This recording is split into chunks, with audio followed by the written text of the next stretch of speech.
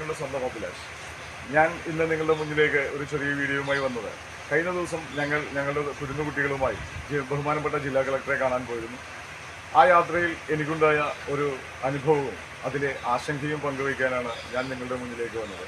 കഴിഞ്ഞ ദിവസം ഞങ്ങളുടെ കുരുന്നുകളുമായി ജില്ലാ കളക്ടറെ കണ്ട് തിരിച്ചു മടങ്ങുന്ന വഴിയിൽ ഞങ്ങളുടെ കുട്ടികൾ വളരെ ആനന്ദകരവും സന്തോഷകരമായിരുന്നു. ഞാൻ എൻ്റെ കുരുന്നുകളെ ഇതുവരെ ഈ രീതിയിൽ സന്തോഷിച്ച് കണ്ടിട്ടില്ല. അതിന് പ്രത്യേകം ജില്ലാ കളക്ടറിന് നന്ദി പറയുന്നു. We will take care of it. നിങ്ങൾ പഠിക്കുന്നതിൽ കോൺസെൻട്രേറ്റ് ചെയ്യണം ആൻഡ് aim something good. അല്ലേ? നന്നായിട്ട് ഡ്രീം ചെയ്യണം and try to achieve that goal. Okay?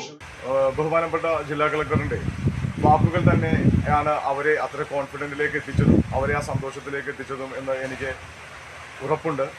എങ്കിലും എൻ്റെ ആശങ്ക ഈ കുരുന്നുകളുടെ ചിരിയും കളിയും നിലച്ചു പോകുമോ എന്ന ഭയമാണ് എന്നിൽ ഉള്ളത്, അല്ലെങ്കിൽ ഞങ്ങളിൽ ഉള്ളത്. ഈ കെട്ടിടത്തിൻ്റെ ജീർണാവസ്ഥയെക്കുറിച്ച് നിങ്ങൾക്ക് വ്യക്തമായി അറിയാം.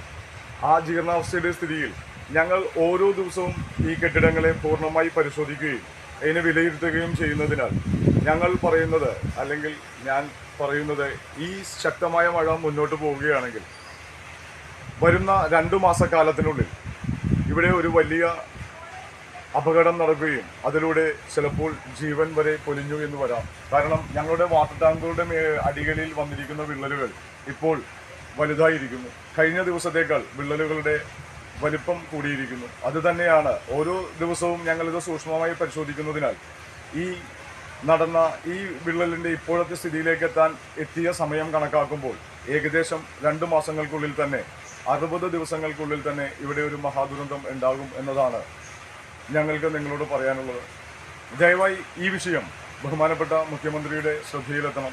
അടിയന്തരമായി അദ്ദേഹം സ്ഥലം സന്ദർശിക്കുകയും ഇവിടുത്തെ പ്രശ്നങ്ങൾ നേരിൽ കണ്ട് ഞങ്ങൾക്ക് അനുയോജ്യമായ ഞങ്ങളുടെ കുട്ടികളുടെ ഭാവിക്കും അവരുടെ വിദ്യാഭ്യാസത്തിനും അവരുടെ സന്തോഷത്തിനും അവരുടെ സുരക്ഷയ്ക്കുമായി ഉചിതമായ ഒരു തീരുമാനമെടുക്കുകയും ഞങ്ങൾക്ക് അനുയോജ്യമായ ഞങ്ങളുടെ ആവശ്യങ്ങൾ നേരിൽ മനസ്സിലാക്കുകയും ചെയ്യണമെന്ന് വിനീതമായി അഭ്യർത്ഥിക്കുകയാണ്.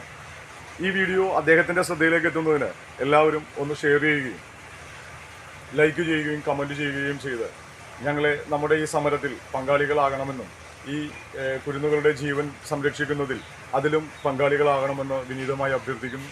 അതുപോലെ മുൻ MLA നമ്മുടെ നഗരത്തിൻ്റെ അതിദാരിദ്ര്യമില്ലാത്ത നഗരത്തെ പടുത്തുയർത്തുവാൻ അതീവമായി കഷ്ടപ്പെട്ടു എന്ന് പറയുന്ന മുൻ മേയറും അനിൽകുമാറും മറ്റ് ഭരണാധികാരികളും ഇത് ശ്രദ്ധയിൽപ്പെടുത്തേണ്ടതാണ്. അവർ ഇതിനൊരു മറുപടി പറയേണ്ടതാണ്.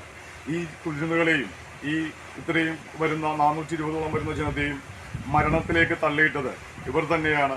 ഈ അഴിമതിക്ക് അവർ മറുപടി പറയുക തന്നെ ചെയ്യണം.